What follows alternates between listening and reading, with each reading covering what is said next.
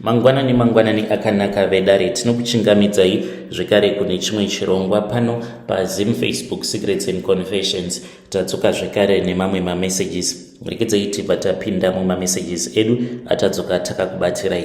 Meseji yedu yekutanga yakamera sekudai so: hanzi makadi zvenyu mukoma, ndinokumbirawo kuti munge muchindiposterawo nyaya yangu makavikawo chitupa changu. Ininiwo ndiri murume uye zvekare ndine makore 39 years ekuberekwa. Mukoma, handina mukadzi uye zvekare handina mwana. Hanzi kuti ndinge ndichizokwanisa kuroora kutogarisanawo nemukadzi uye zvekare ndichizoitawo mwana, ndiri kufanira kuti ndinge ndichirasa zvinhu zveurombwa izvo zvandinoudzwa kuti ndakazvisirwa nababa vangu. Baba vangu ivo vanonzi vanga vakarombera zvigayo zvavo. Baba vangu vainge vaine zvigayo 5 zvavainge vainazvo munzvimbo dzakasiyana siyana. Saka zvinonzi ivo vane nhengo yemunhurume yavakazocherera pane chimwe chigayo. Chigayo ichi mukoma ndo chaigara chiri very busy siku nesikati, uye zvekare ndo chaivapa mari yakawanda.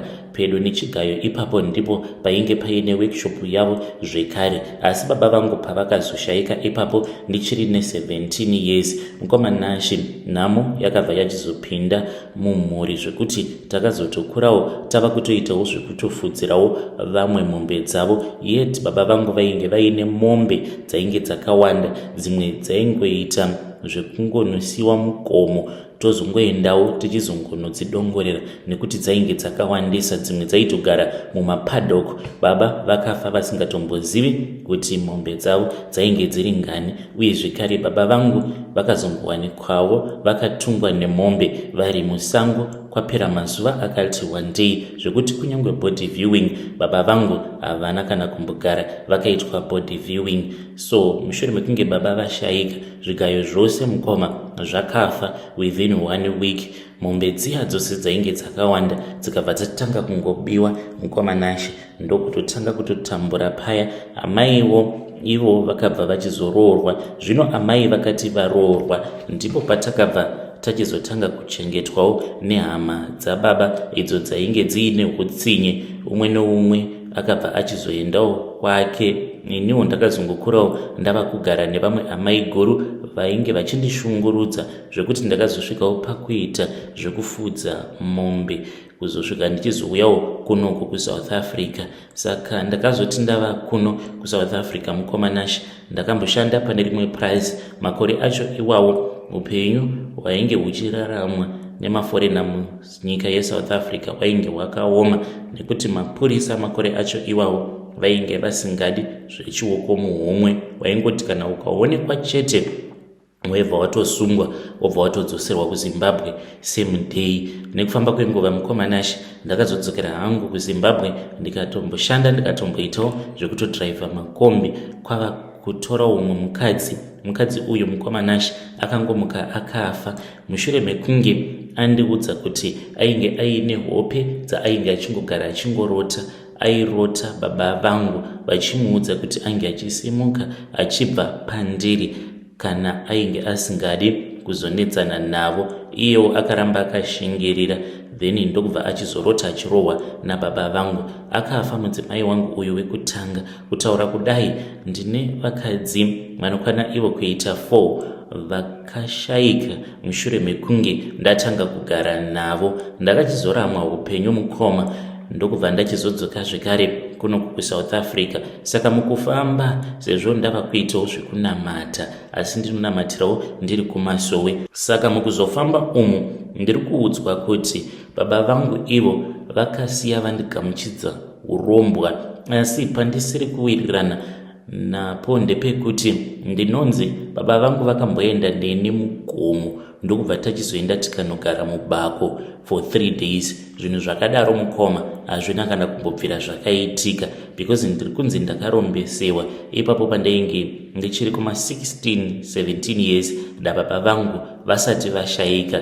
Asi I don't even remember nababa hongu taimbopota tichienda mugomo apo pavanenge vachiti varikuda kuverenga mombe dzavo. Asi taizoti kana tasvika mugomo muya then taibva tachizongogara zvedu tobva tatotanga kutokurukura. Ende nguva zhinji taitoenda mumugomo neimwe hanzvadzi yangu nekamwe kamunin'ina kangu. Saka kuti nditi nababa takazomboita zuva ratakasara mumugomo kwava kuenda mubako, tikanogara mubako kwemazuva 3. Aiwa, zvinhu zvakadaro hazvina kana kumbogara zvakaitika. Saka mazuva andakatanga kupiwa chiporofita ichi ndakafungidzira kuti zvimwe kuda zvinhu izvi zvakaitika spiritually, asi kana zvichitotaurwa zvinotonzi zvinhu izvi zvakaitika physically nababa tikatogara mubako for 3 days vachindipa urombwa hwavo. Zvino mukomana makore awandisa, handina mwana, handina mudzimai. Mashandiro acho kutoti ndinzi ndashandawo pakambani pandinenge ndichifarirwa nemurungu, zvinhu zvakadaro hazviitiki. Murungu anenge achindivenga zvokuti nditosvika pakunzi baboon. Apa ndirini futi ndinenge ndichishanda zvakapfurikidza vamwe, apa ndiine experience zvekare, asi umwe anenge atopinda kana basa sanhasi ndiye anotonzi anotofanira kutoti ange achitondiudzira zvekuita iye asina zvaanenge achiziva. Ndanzwa nekugara ndichingorohwa nevarungu vandinenge ndichishandira. Saka ndinodawo kuti mhuri yeZimbabwe inge ichindibatsira. Handizivewo kana kuine kwamunoziva kwandinokwanisa kuwanawo help, ndichange ndichizotevererawo ndiri mucomment section. Vedare ndo message iyo yandakatumidzirwa ichibva kuna mukoma vedu avo. Ngatizamei kuti tinge tichitaura navo mukoma vedu. Hanzi ndiri kutsvakawo help, kana kuine munhu wamunoziva anokwanisa kundibatsira, please nyoraiwo mucomment section. Zvakangooma hazvo vedu we. Regedzai tibva taenda panyedu inotevera. Nyedu inotevera yakamira sekudai so. Hanzi makadi zvenyu mukoma, ndinokumbirawo kuti munge muchindiposterawo nyaya yangu makavigawo chitupa changu. Ininiwo ndiri murume uye zvekare ndine makore 34 years ekuberekwa. Pandakaromba ndainge ndiine 27 years, saka ndaiitawo zvezvimatakshop zvangu. Panguva yacho iyoyo ndainge ndichiri kugara kuEpworth, but pari zvino ndava kuno kuBulawayo mukoma. So ndiri kushungurudzwa nemukadzi wangu wandakachekeresa. Mukadzi wangu uyu kwavo kwavainge vachibva kwainge kuri kuGoromonzi. Takasangana makaremo muEpworth zvekare. Zvino takazoti tatanga kugara tose, upenyu hwakati hwaoma. Ndo pandakabva ndachizoenda kuno umwe wandainge ndichiwirirana naye aitawo zvekubatsira. Ndikabva ndamuudza kuti ndainge ndisingachadi kubatsirwa nenzira dzekwamwari, asi ndainge ndichida zvechivanhu. Saka mukuzonotaura ndakabva ndachizomuti ini zvechivanhu zvekuti ndinozoudzwa kuti tanga wagadzirisa chakati nechakati kuti upenyu hwako hunge huchizokufambira, ini hangu handidi. Akati saka uri kudei? Ndikati hauna n'anga yaunoziva here inotoita zviri zvesatanism chaiyo? Akabva ati ndichakutsvakira. Then akabva achizoti aiva neimwe n'anga yaainge achiziva, but n'anga iyi yainge iri yekwaMutare, yainge ichida mari yakawanda kwazvo. Ndokubva achizoti kana uine mari yebhazi at least tinokwanisa kuenda ikoko, obva wanozozvinzwira wega. Saka akabva azondibudirawo pachena kuti imwe tsvimbo iyo yaanoshandisa mukunobatsira vanhu online uye zvekare physically, tsvimbo iyoyo yainge iri tsvimbo yen'anga yake yaakapiwa nen'anga yake yekwaMutare. Saka aitoita zvekutorenta tsvimbo iyoyo pamwedzi, achindiudza kuti anotofanira kutoti ange achitobhadhara at least $200.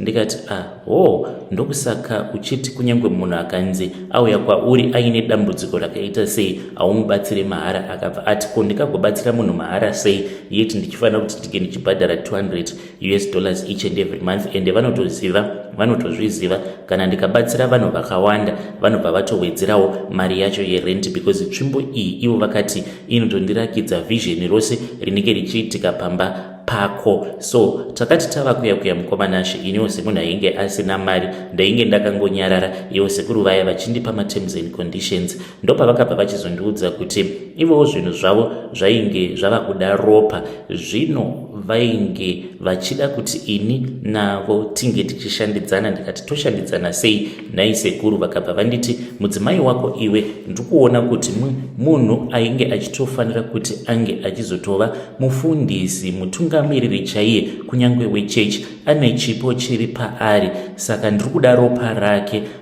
Hana yangu yakarova apo pandakaudzwa kuti mudzimai wangu ainge aine chipo chainge chiri paari uye zvekare ainge atori millionaire. Chete kuti chipo chake chainge chakabatwawo nemuvengi. So ndakabva ndachizobvumawo mukoma ndikabva ndati zvakangofanana izvi, sezvo mukadzi uyu ndanga ndisati ndaitawo naye vana, ndikati zvakangofanana. It is so much better kuti munhu ange achingofa kuitirawo kuti iniwo ndinge ndichizokwanisawo kurarama upenyu huri nani. Mukoma nashe ndakazozodzoka kuEpworth, ndainge ndiine mushonga uyo wandainge ndakanzi mushonga uyu kwemazuva 7 ndaifanira kuti ndige ndichizouyisa pasi pepilo yake apo paanenge akarara. Mushonga uyu waizodana zvinhu zvasekuru izvo zvaizouya then zvobva zvachizotanga kumuyamwa mazamu ake, kuri kutomuyamwa ropa, obva achizotanga kurwara. Mukoma ndakabva ndatanga kuita saizvozvo kwemazuva 7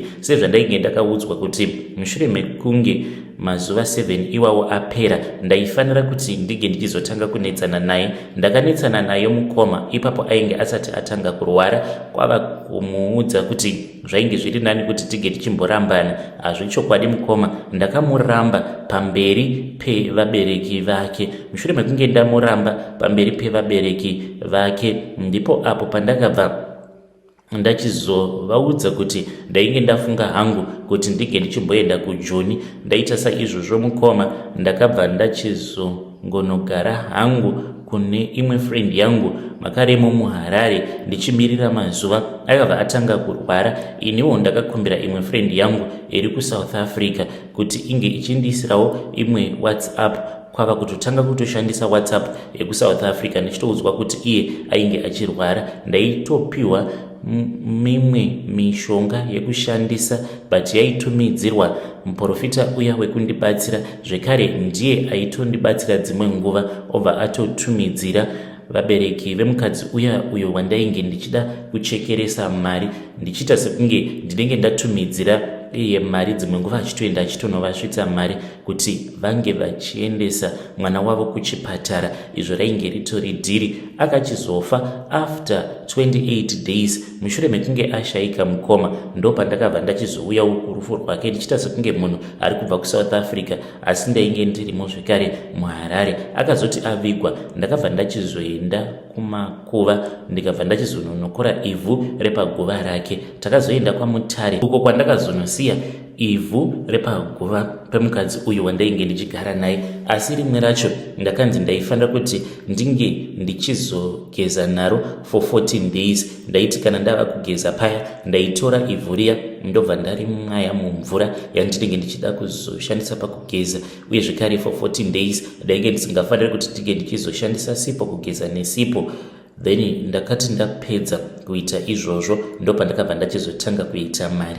Ndakaita mari ndikabva ndakurudzirwa kuti ndige ndichitsvaka chibusiness. Ndikabva ndachizotangawo kuita chibusiness chekutenga motikari ndichitengesa, sezvo ndainge ndiine umwe makanika wandainge ndichiwirirana naye. Ndaiti ndikatenga motikari dzinenge dzakafa ndaenda nadzo motikari idzodzo kwaari murume uyu obva andigadzirira. Ndobva ndachizotengesa motikari dziya paFacebook marketplace, uye zvekare ndikabva ndachizotangawo castle dealership yangu. Ndokubva ndatanga zvekare zvimwe zvimabusinesses makaremo muHarare. Ndikabva ndachizouya kuno kuBulawayo. Kuzouya kwandakaita kuno kuBulawayo inhau yekuti ndainge ndava kushungurudzwa nemukadzi uyo wandakachekeresa. kuHarare chaiko ndinototi kana ndichitoendako ndinenge nditori noumwe mushonga uyu ndakanzi pose pandinenge ndichidzoka kuHarare ndinofanira kuutora mushonga uyu ndobva ndaupfekedzera kunzvimbo kuya kwakavanzika kwatinoita nako tsvina, then kana ndadaro mweya wake hauzondishungurudzi, nekuti kana ndiri muHarare ndinenge ndichitomuona kunyange masikati anotouya kwandiri kutorwidzana neni. Ndiyo confession iyo yandiinayo. Vedare ndo message iyo yandakatumidzirwa ichibva kuna mukoma vedu avo. Saka ndakavabvunza kuti zvino manga mafunga kudii? Vakabva vati pari zvino mukoma, I cannot risk losing my businesses, nekuti chinonzi nhamo ndakachivenga, uye zvekare handinawo kujairirawo nhamo. Upenyu hwandiri kurarama sekunge munhu ari kuAmerica, yeti ndichirarama ndiri munomu muZimbabwe. Saka kuti ndige ndichizodzokera kunogara kuEpworth, never. Izvozvo hazvingambofi zvakaitika. Zviri nani kuti ndinge ndichigara hangu ndichingorohwa nechipoko chemukadzi uyu wandakachekeresa. Strange things indeed they do happen in this world. Rekedza iti vataenda panyaya yedu inotevera. Nyaya yedu inotevera yakamira sekudai so. Hanzi makadi zvenyu mukoma, ndinokumbirawo kuti muge muchindiposterawo nyaya yangu makavigawo chitupa changu. Mukoma nashe ininiwo ndiri mudzimai uye zvekare ndine makore 36 years ekuberekwa. Mukoma nashe ndatambudzikawo ini ndava kuda kuroorwa. Mukoma ininiwo ndakapiwa manjuzu efake mainge muri mugore ra2016 apo pandakaenda kumusha. Zvino ndaiva neimwe friend yangu uyo ainge achigara kuchitungwiza. Ndakazoti ndisati ndadzoka kuno kuSouth Africa ndikabva ndati ndava kuda kumboenda kunomudongorera. At that time nefirst husband yangu tainge tichinetsana zvisingaite. Zvino ndakabva ndachizonomuudza zvose zvainge zvichiitika kwandiri nekuti ipapo ndichitombodzoka kumusha ndainge ndatoramwa marriage because ainge atori noumwe muSouth African waainge achitodanana naye zvekutodaro achitoti ndoda kutomuroora. Saka akabva achizonditi pane vamwe gogo avo vaainge achiziva. Gogo ava vaigara vachiitira vanhu madhina ende vainge vachikwanisa kundivheneka. Zvimwe kuda ndainge ndiine manjuzu ainge ari pandiri ainge achikonzeresa maproblems mumarriage. Ndikabva ndati okay, it is fine. Takabva tachizoenda kuya pamba pagogo vacho mukoma patakasvikapo paiva nemamwe mazimotikari mapango ainge akapakwa. I got shocked mukoma. Munozviziva here kuti muchitungwiza mutori necult chaiyo yemanjuzu. Ende takazoti tapinda mumba mavo gogo ava ndopandakaona kuti mainge muine vakadzi vainge vakanaka vari vatsvuku vainge vakapfeka madrezi mamwe egold anopenya penya vakaisa manails mabrazilian. Kwava kuudzwa kuti vakadzi ivavo ndo vainge vakapaka mazimotikari ose avo andainge ndaona panze. Asi mukoma chakangondibata ndechikuti vose hapana ainge aine murume. Vaingozvidyira nyika rutivi zvavo vachingofara. Vainge vauya kuzoita dhinawo yemanjuzu. Zvino ndakabva ndachizotonzi kana pachiitwa zvemanjuzu haufaniri kuti unge uchiramba, unenge uchifanira kuti unge uchizovapo. Zvadaro mukoma iniwo ndakabva ndachizongojoinawo paya ndikabva ndatevedzera zvose izvo zvainge zvichiitwawo panguva yacho iyoyo. Zvino gogo ava vakabva vachizoti vainge vachida mari kubva kwandiri sezvo even though ndainge ndiri mutsvuku asi ndainge ndisina manjuzu ainge ari pandiri. Kana ndichida vakati unondipa mari, then kana wandipa mari ndobva ndachizokupa manjuzu. Ndakazoendeswa kudhamu mukoma ndikanonyikwa mumvura ndikabva ndanzi kubuda kwandakatoita mumvura ndainge ndatova nenjuzu yangu.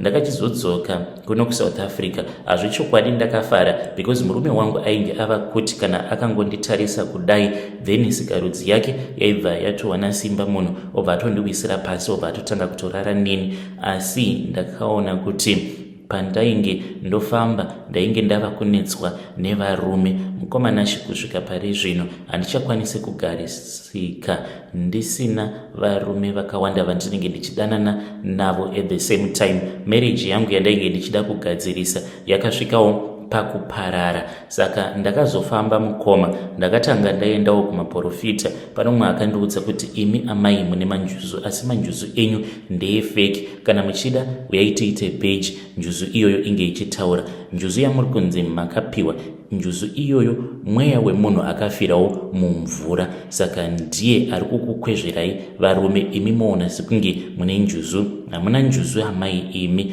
Mukoma ndakabatikana hangu ndikapiwa muna mato ndikanzi mune hope dzamucharota asi handina kana hope dzandakarota ini. Ndikati ndezvefeki. So ndakabva ndachizoenda kumusha ndikabva ndazobvunzira kune n'anga dzakasiyana siyana uye zvekare dzaingotaura chinhu chimwe chete kuti inini ndiri kutungamirirwa nemweya wemunhu akafira mumvura. Saka ndikufanira kuti ndige ndichitsvaka hama dzake, then kana ndatsvaka hama dzake ndobva ndaripira kwadziri, ndiko kuti munhu uyu ange achisiyana neni. Kana kuri kubata varume here, ndinobata mbinga varume vane mari, asi ndashushikana ndatambudzika handichadi mweya uyu, handichaudi mweya wemanjuzu efeki. Kana mukaposta nyaya yangu ndiseveseiwo ndichange ndichizotevererawo ndiri mucomment section. Hei vedare, ndo meseji iyo yandakatumidzirwa ichibva kuna vahanzvadzi vedu. Ichokwadi here? Hanzi manga muchizviziva here kuti muchitungwiza mutori necult yemanjuzu? Iniwo kuchitungwiza ndakatengeserwa manjuzu efeki, ndikaudzwa kuti iyi injuzu, izvo wainge uri mweya wemufi weumwe murume uyo akafira mumvura. Zvino murume iyeye ndiye anondikwezvera varume, asi haadi kuti ndige ndichizogara ndiri murelationship for a very long time. I feel lonely, ndava kuda kuroorwa, asi mweya uyu ndo uri kundidzivisa kuti ndinge ndichizokwanisa kuroorwa. Ngativabatsireiwo vahanzvadzi vedu ava mucomment section.